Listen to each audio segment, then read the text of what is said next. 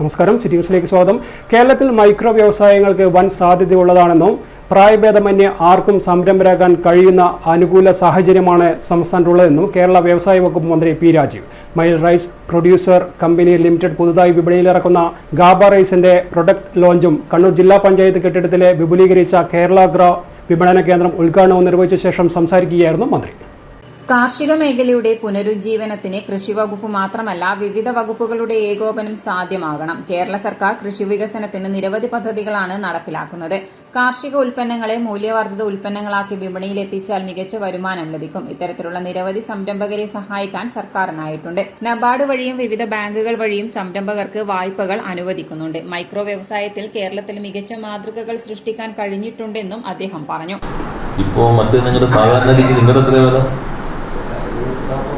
അല്ല, അതാണ് പുറത്ത് ഇവരുടെ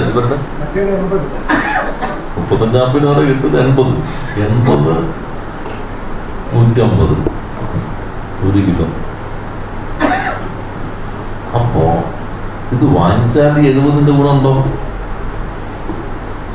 70-നേക്കാണെങ്കിലും ഗുണമുണ്ടാവും. ഇപ്പൊ പറഞ്ഞല്ലോ, ഇപ്പിയുടെ മരുന്ന് കുറയ്ക്കാം, കുറച്ച് കഴിയുമ്പോൾ മറ്റു ജീവിത ശൈലി രോഗങ്ങളിലേക്ക് എത്താതിരിക്കാം, പരിശ്രമങ്ങൾ കുറയ്ക്കാം. ഇതിന്റെ ഗുണം എന്താണ്?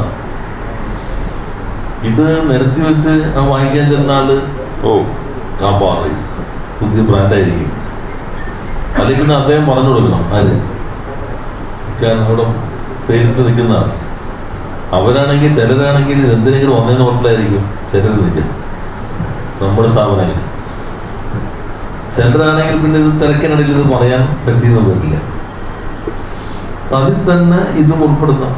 കണ്ണൂർ ജില്ലാ പഞ്ചായത്ത് ഹാളിൽ നടന്ന പരിപാടിയിൽ ജില്ലാ panchayat president advocate K Ratnakumari അധ്യക്ഷത വഹിച്ചു. മുളപ്പിച്ച നെല്ല് നിരവധി ആരോഗ്യ ഗുണങ്ങളുള്ള ഗാമ അമിനോ ബ്യൂട്രിക്സ് ആസിഡ് അടങ്ങിയിരിക്കുന്ന അരിയാക്കി മാറ്റിയാണ് ഗാബ റൈസ് എന്ന പേരിൽ വിപണിയിലെത്തിച്ചിരിക്കുന്നത്. ഇന്ത്യയിലെ തന്നെ ആദ്യ സംരംഭമാണിത്. കേരള അഗ്രികൾച്ചറൽ യൂണിവേഴ്സിറ്റിയുടെയും കൃഷി വിജ്ഞാന കേന്ദ്രത്തിന്റെയും സഹകരണത്തോടെയാണ് മയിൽ റൈസ് പ്രൊഡ്യൂസർ കമ്പനി ഉൽപ്പന്നം വികസിപ്പിച്ചത്. നബാർഡ് വഴി കമ്പനിക്ക് ധനസഹായവും ലഭിച്ചു.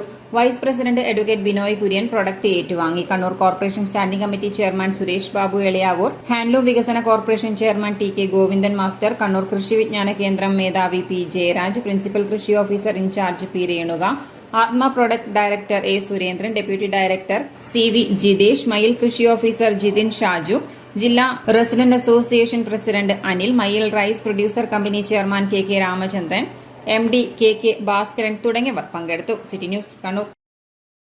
കൂടുതൽ വാർത്തകൾ അറിയുവാൻ സിറ്റി ചാനൽ വാട്സ്ആപ്പ് ഗ്രൂപ്പിൽ ജോയിൻ ചെയ്യുക. ഒപ്പം യൂട്യൂബ് ചാനൽ സന്ദർശിക്കുക. വാർത്തയുടെ അവസാനിക്കുന്നില്ല. മറ്റൊരു വാർത്തയുമായി വീണ്ടും കാണാം. നമസ്കാരം.